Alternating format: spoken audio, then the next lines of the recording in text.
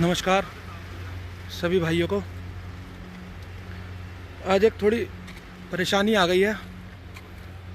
मेरे रिश्ते में एक मेरे मौसा जी लगते हैं जो कि केसरगंज रहते हैं, दाल मंडी। उनकी दुकान वहीं मच्छरान के पास है, दाल मंडी गेट नंबर 2 पर। काफ़ी लगभग 6-7 दिनों से उन्हें कोरोना के सिम्टम्स का महसूस हो रहा था, जैसे खांसी, बुखार, और 3-4 दिन पहले उन्हें सांस लेने में भी बहुत तकलीफ़ हो रही थी। तो उनको हमने उपचार के लिए भेजा केएमसी भेजा। फिर उसके बाद भेजा उन्हें प्यारेलाल हॉस्पिटल।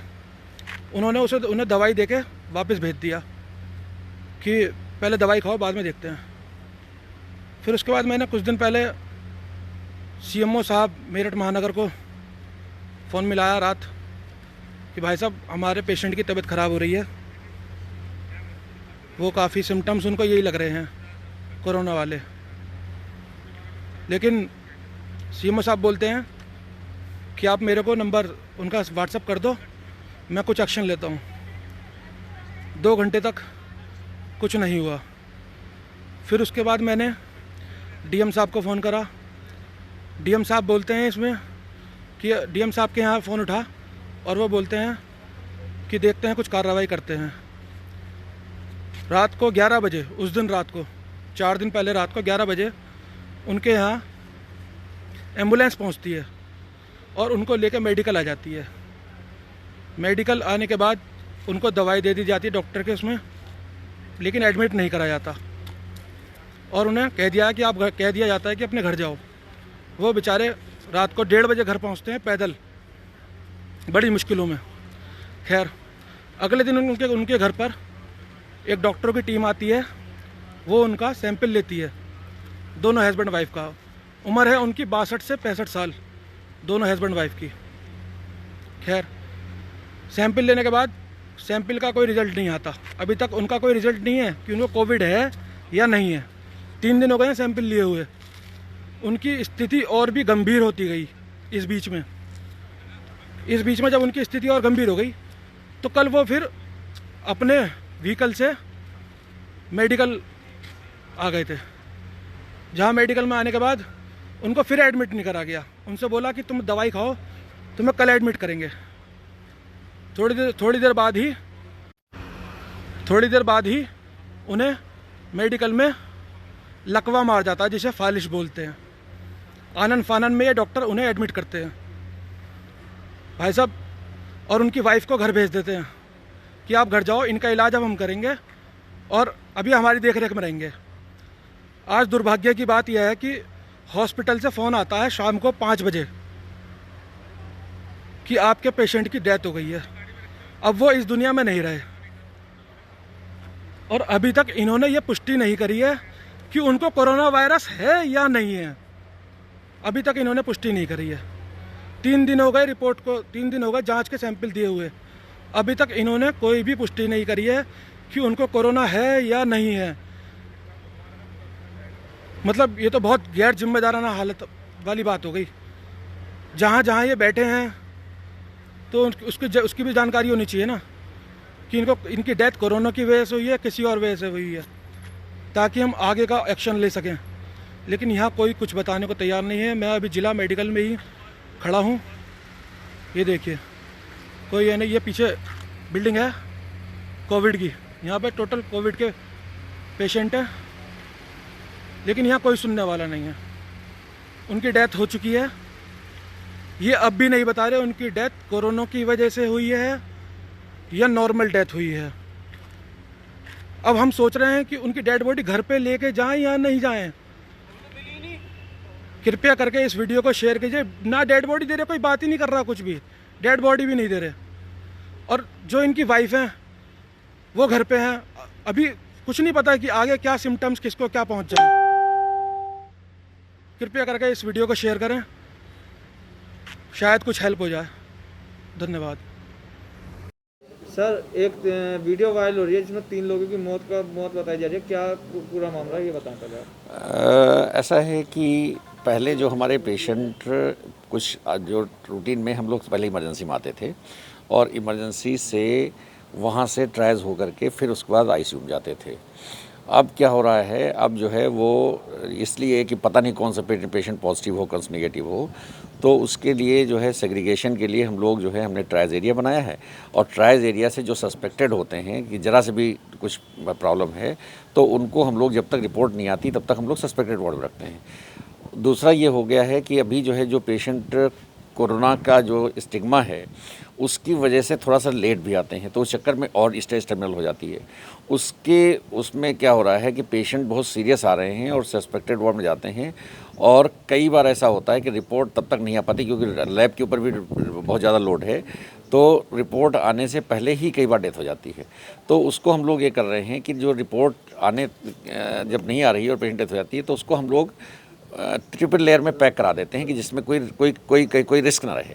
और अगर निगेटिव रिपोर्ट आ जाती है तो फिर हम लोग रूटीन में जैसे हम लोग डिस्पोज पेशेंट को उनके रिलेटिव्स के हवाले कर देते हैं और अगर पॉजिटिव आती है तो फिर प्रॉपरली जो प्रोटोकॉल है पुलिस के हिसाब से पुलिस के साथ उसे करके भेजते हैं।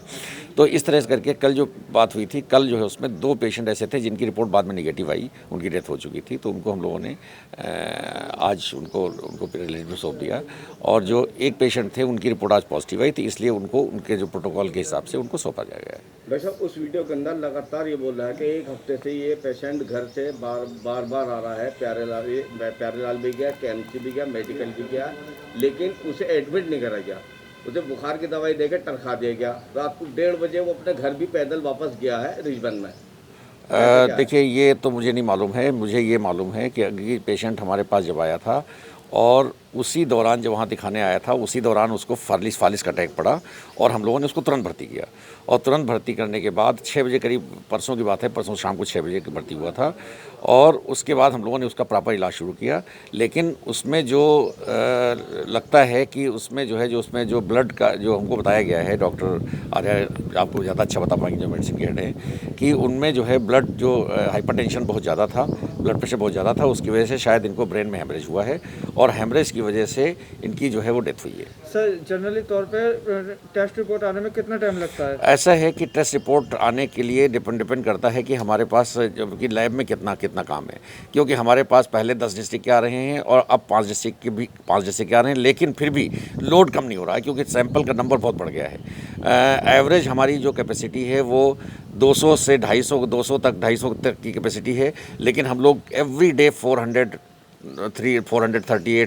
415 ऐसे रोज़ कर रहे हैं टेस्ट, तो उसके आने में लगभग 24 घंटे लग जाते हैं। लेकिन फिर भी हम लोगों ने कभी एक तरीका निकाला है, एक हमारे पास जीन एक्सपर्ट करके मशीन नई आ गई है जिसमें हम लोग सोचते हैं कि उसमें थोड़ा सा जल्दी रिपोर्ट आ जाती है, लेकिन वही प्रॉब्लम है कि लोग भी उतने ही हैं काम करने वाले और ये सारी परेशानियां हैं। लेकिन फिर भी हमने लैब के जो हमारे माइक्रोलॉजी के हेड हैं उनको मैंने कहा है कि आप जो है जो भी पेशेंट इस तरह के हों, लेकिन उसकी भी लिमिट है।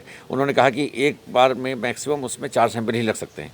दूसरा, ये उसकी किट बहुत ही प्रेसियस है, टोटल हमको 150 उसकी किट मिली हैं और आगे कितनी मिलेंगी नहीं मिलेंगी ये भी पता नहीं है, इसलिए हम लोग उसको बहुत जुडिशियसली यूज़ कर रहे हैं। और हम लोग कोशिश ये करेंगे कि जो पेशेंट आज हम लोगों ने एक नया मीटिंग किया है और मीटिंग एक और अभी हम करने जा रहे हैं जिसमें इस फंक्शनिंग को और थोड़ा कैसे स्मूथ बनाया जाए उसके बारे में विचार कर रहे हैं। क्योंकि प्रॉब्लम यह है कि कोई भी पॉजिटिव पेशेंट किसी भी तरह से अगर गलती से हमारे अनजान में अगर हमारी इमरजेंसी पहुंच गया तो हमको हमारी इमरजेंसी बंद हो जाएगी, जो कि पूरे शहर के लिए बहुत बड़ी त्रासदी हो जाएगी। इसलिए हम लोग एक चीज़ फूक के कदम रख रहे हैं, एक फूक के कदम रख रहे हैं। और हमने आज 4 जो मेजर डिपार्टमेंट हैं जो इमरजेंसी वाले हैं उनके लिए हमने अलग नया प्रोटोकॉल बनाया है, उसको हम लोग इम्प्लीमेंट करने जा रहे हैं और उम्मीद है कि आगे की जो समस्याएं हैं वो थोड़ी कम हो जाएंगी। साथ में जो एक फियर फैक्टर है वो भी बहुत इंपॉर्टेंट है, जो जनरल पब्लिक में है इतना ज़्यादा है वो कि जनरल पब्लिक और वो फियर फैक्टर नेचुरली हमारे स्टाफ में भी थोड़ा बहुत है। मेरा सवाल ये था कि नॉर्मली तौर पे रिपोर्ट कितना टाइम लगता है एक रिपोर्ट को आने में? नॉर्मली रिपोर्ट का लगने में 24 घंटे से लेकर के 36 घंटे तक लगते हैं। 24 से 36। वहीं उनके परिवार का ये आरोप है पिछले बुधवार में इस व्यक्ति की टेस्ट रिपोर्ट करवाई गई थी जो अब तक उनको नहीं बताया गया था। ऐसा नहीं हो सकता है, क्योंकि हमारे पास टेस्ट रिपोर्ट उस तरह से ली ही नहीं जा सकती है। पर टेस्ट रिपोर्ट टेस्ट करने का केवल 2 ही तरीके हैं, या तो हमारे पास जो है जो सैंपल है वो हमारे कोई सीएमओ के यहाँ से आता है, या फिर हमारा पेशेंट एडमिट होता तभी सैंपल निकला जा सकता है, और कोई तरीका है ही नहीं सैंपल ये लेने जो का। मृतक हुए हैं क्या ये पॉजिटिव हैं? ये पॉजिटिव है। अब तक मेरठ में कोरोना से होने वाली मौतों का आंकड़ा क्या है? इनको मिलाते हुए अब पूरी हमारी 5 डेथ हो गई है। डॉक्टर साहब, जैसा कि उस वीडियो के अंदर क्लियर कहा गया है कि स्वास्थ्य विभाग की खामियां हैं तो उन्होंने एडमिट नहीं करा, इसके ऊपर क्या कहना है आपका?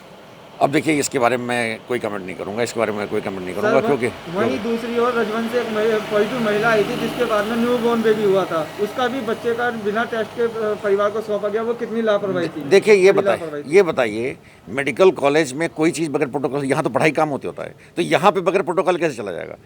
34 पेज की हमारे पास प्रोटोकॉल हमसे आप ले लीजिए, मैं आपको दिखाता हूँ, पढ़ा के दिखाता हूँ। जो किया गया 100% प्रोटोकॉल के हिसाब से किया गया है, क्योंकि ये हम नहीं कर सकते हैं कि बच्चे को हम पॉजिटिव मदद पा रख दें, ये नहीं हो सकता है, इट इज़ नॉट पॉसिबल। उसमें जो है जो प्रोटोकॉल है उसमें ये क्लियर कट है कि अगर उसके ऊपर मरीज पेशेंट का सीज़र हुआ है, सीज़र वाली मदर कैसे अपने बच्चे को संभालेगी जिसका ऑपरेशन हुआ है, तो इसलिए उसमें ये जो प्रोटोकॉल है बिल्कुल क्लियर प्रोटोकॉल ये कह रहा है कि बच्चे को उसके फादर या जो निगेटिव पर्सन है उसको, उसके फादर निगेटिव आ चुके थे, उनको दिया गया। ये पेशेंट कहाँ से आया था, क्या नाम था जो एक्सपायर हुआ? मुझे पहले ये बात पूरी कर लेनी चाहिए।